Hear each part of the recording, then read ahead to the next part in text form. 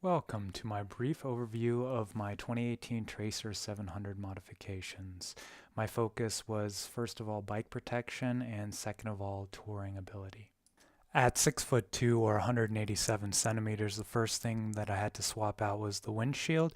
I put on a Givi transparent touring windshield, which is about 17 centimeters taller than the original, and it's very easy to install with 4 screws.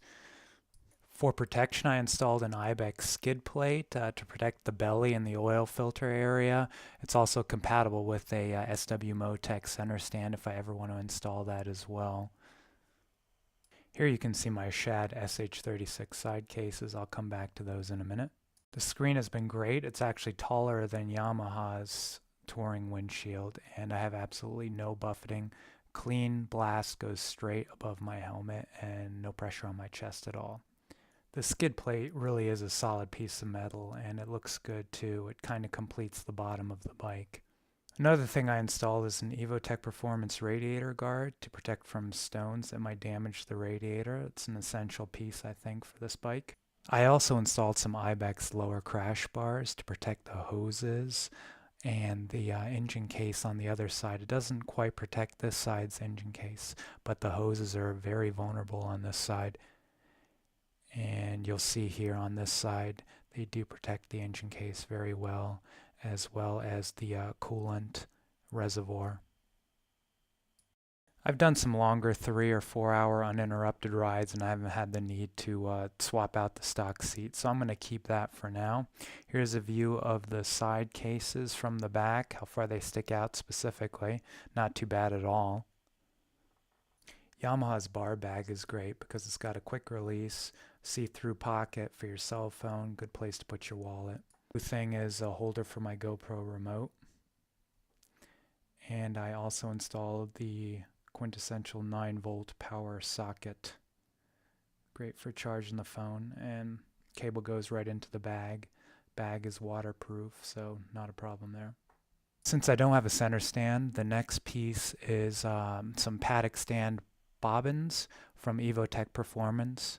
They also offer some slide protection. They're really heavy duty, and they're essential for chain maintenance.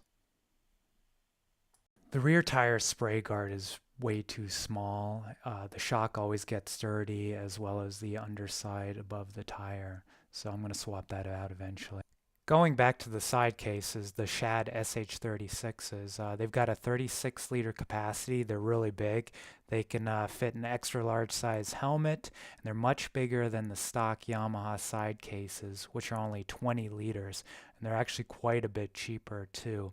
They're waterproof, super solid, really easy to remove, and you'll see here in a minute, I'm going to open it up.